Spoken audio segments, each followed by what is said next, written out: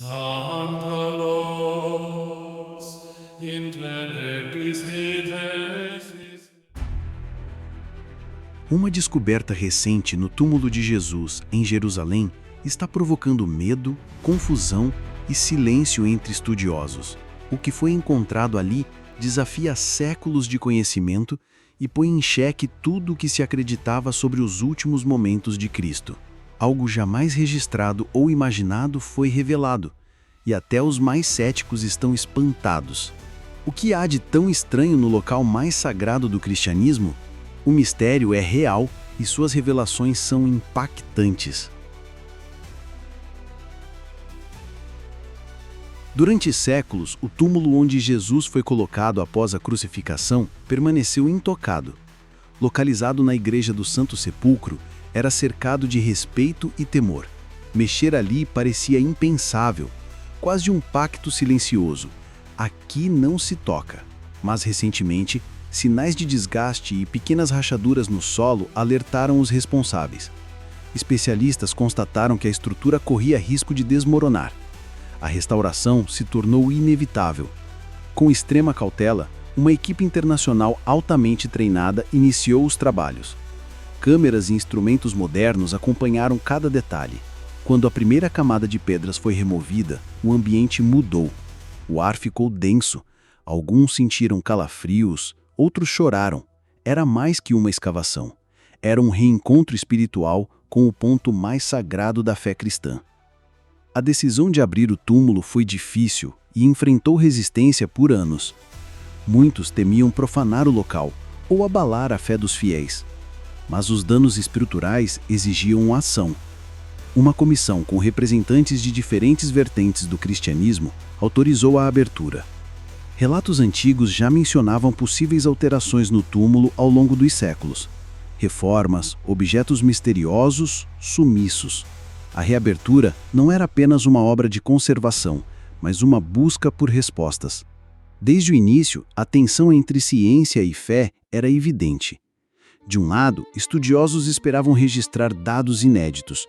Do outro, religiosos temiam que as descobertas fossem mal interpretadas e gerassem crise espiritual. O ambiente era de respeito, mas também de apreensão. Qualquer revelação que contradissesse os relatos bíblicos poderia ter grande impacto. Ainda assim, sacerdotes acompanharam os trabalhos em oração, como forma de proteger espiritualmente o local. Logo na entrada, um objeto incomum foi encontrado. Uma pequena caixa metálica, antiga e escurecida, envolta em tecido e coberta por símbolos desconhecidos, nem hebraicos nem romanos. O ar ficou mais pesado. Alguns sentiram náuseas, outros arrepios. A caixa foi levada com cuidado para análise. Antes de abri-la, até os mais céticos pediram tempo para orações. Ela estava selada com um material parecido com resina, como se alguém há muito tempo quisesse impedir sua abertura. Próximo à caixa, inscrições misteriosas surgiram na parede. Não estavam em latim, aramaico ou grego. Usavam caracteres desconhecidos. Ninguém soube identificá-los. O achado levantou inúmeras questões. Quem colocou aquilo ali? Quando? Por quê? Não havia registros anteriores desses objetos ou inscrições. Tudo indicava que foram escondidos de forma intencional, talvez para nunca serem descobertos. E as surpresas continuaram. Outros objetos incomuns surgiram durante a escavação. Uma estátua de pedra escura com feições desfiguradas e uma tira de couro com símbolos gravados que não pertenciam a nenhuma tradição conhecida. Os especialistas evitaram conclusões precipitadas, mas era claro. Aqueles artefatos não pertenciam à época de Cristo, nem às culturas romanas ou judaicas. Algo ali estava fora de lugar e desafiava toda a lógica histórica e religiosa. Mais adiante, enterrado entre fragmentos de cerâmica, surgiu um anel de prata com uma pedra avermelhada ao centro, gravada com um símbolo semelhante a uma estrela de 6 pontas, mas com alterações estranhas. Alguns estudiosos associaram o desenho a antigas seitas místicas, mas sem confirmação. A maioria preferiu o silêncio. Os líderes religiosos presentes observaram com atenção, mas nenhum reconheceu o objeto como cristão. O que mais incomodava era a disposição dos itens. Não pareciam ter sido perdidos ou deixados por acaso. Estavam posicionados com precisão, como se tivessem sido colocados ali intencionalmente, talvez como uma advertência, talvez como um selo. Aquilo não era simples profanação. Era uma tentativa deliberada de esconder ou proteger algo que jamais deveria ser descoberto. Com o avanço das escavações, os especialistas passaram a investigar o piso original, feito de lajes de pedra calcária. Ao remover cuidadosamente uma camada de poeira ancestral, marcas começaram a surgir, gravadas diretamente na pedra. Não pareciam naturais, nem causadas por ferramentas conhecidas. Eram formas circulares, com linhas entrelaçadas, formando um padrão quase hipilótico, como um código ou um mapa. Nenhum dos arqueólogos já havia visto algo parecido em outros túmulos da época. As marcas pareciam recentes, mas estavam profundamente incrustadas, impossíveis de terem sido feitas há pouco tempo. Um geólogo estimou que as marcas tinham cerca de 1000 anos, o que, por si só, já era perturbador. Quem teria gravado símbolos tão complexos ali, no coração do túmulo de Cristo, em plena Idade Média? Eram 3 conjuntos de marcas, todos alinhados milimetricamente. A simetria fez alguns cogitarem uma função ritual, talvez um mecanismo simbólico, ou uma tentativa de selamento espiritual. A ideia de rituais de proteção ganhou força. Entre os religiosos que acompanhavam os trabalhos, o clima ficou tenso. Um dos sacerdotes pediu uma pausa imediata para a oração. O sentimento era claro.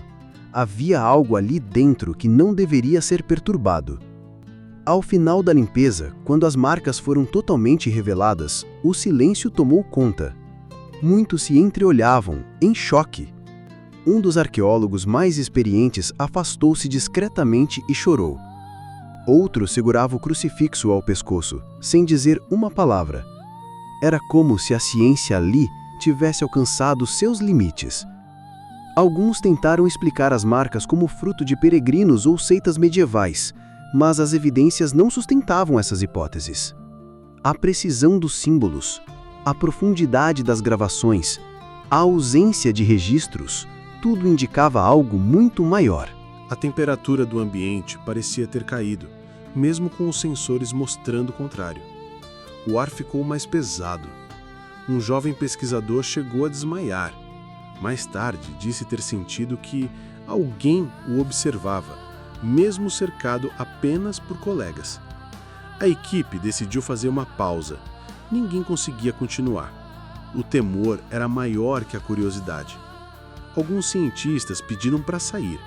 Outros exigiram que tudo fosse documentado minuciosamente, mas sem divulgação imediata.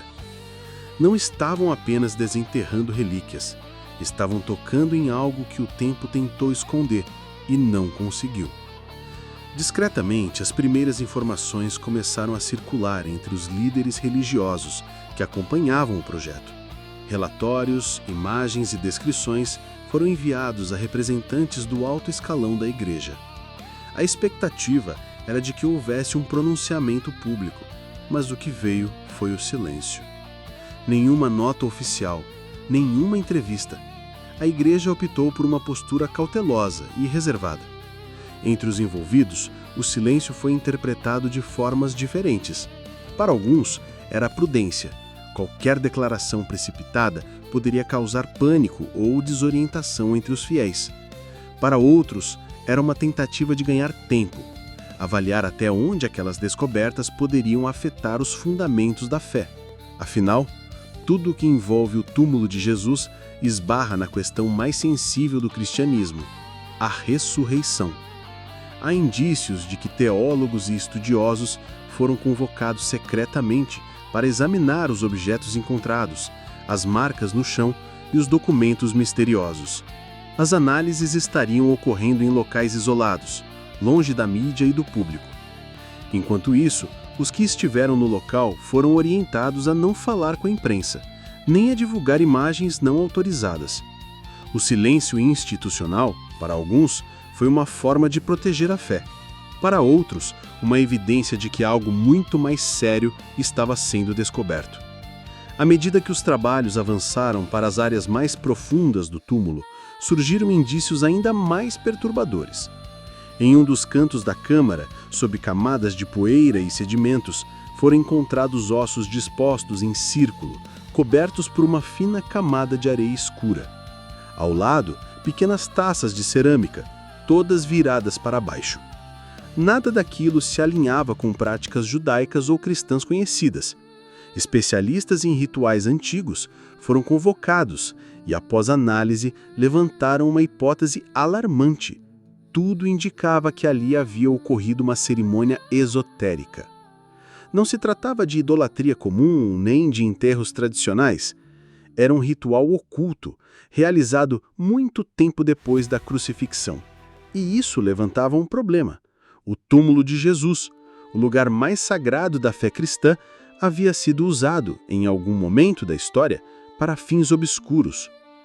O elemento mais inquietante veio com a descoberta de um pequeno recipiente de pedra selado, contendo cinzas humanas. A conclusão era inevitável. Alguém, em algum ponto da história, usou aquele espaço sagrado para uma cerimônia secreta, silenciosa, deliberada e cuidadosamente ocultada. Nada parecia casual. Cada símbolo, cada objeto parecia colocado com um propósito. As perguntas se multiplicavam. Quem teria feito isso? Quando? Como teve acesso ao túmulo? E, acima de tudo, por quê? Poucos dias após a divulgação discreta dos últimos achados, começaram a surgir relatos não oficiais de pessoas ligadas indiretamente à escavação. Vozes anônimas, sussurros em corredores religiosos e acadêmicos, mencionavam que outros fragmentos haviam sido descobertos, mas não foram catalogados nem documentados. Teriam sido retirados do local por mãos desconhecidas, antes mesmo de qualquer registro formal. Alguns dizem que esses fragmentos traziam não apenas textos, mas imagens, desenhos simbólicos que não pertenciam a nenhuma tradição cristã ou judaica, com traços que lembravam antigas culturas orientais, ou até mesmo algo que desafiava qualquer classificação. O rumor mais perturbador, no entanto, foi o de que entre esses fragmentos havia uma representação rudimentar de um corpo envolto em luz, sem feições humanas, pairando sobre o leito rochoso do túmulo. Não era uma imagem detalhada, mas o suficiente para causar estranheza. Para alguns teólogos, tratava-se de uma tentativa artística de descrever uma manifestação divina. Para outros, a mera existência de uma imagem assim num contexto tão antigo e sagrado era simplesmente impossível, ou blasfema. Enquanto isso, o Vaticano manteve o silêncio. Mas a movimentação interna era intensa. Documentos classificados foram redirecionados e reuniões confidenciais ocorreram em locais neutros, e alguns dos envolvidos na escavação foram transferidos subitamente para outras funções. Um deles, sob condição de anonimato, disse em uma rara entrevista confidencial: "A verdade, se revelada por completo, mudaria tudo. Não apenas a forma como vemos a fé, mas a história inteira da humanidade. Talvez seja por isso que ela sempre foi escondida." O público, sem saber dos bastidores, apenas percebeu um aumento súbito no interesse por temas bíblicos e arqueológicos. Livros foram lançados às pressas. Especialistas começaram a aparecer em programas de televisão tentando oferecer explicações, mas todos pareciam falar muito, sem realmente dizer nada.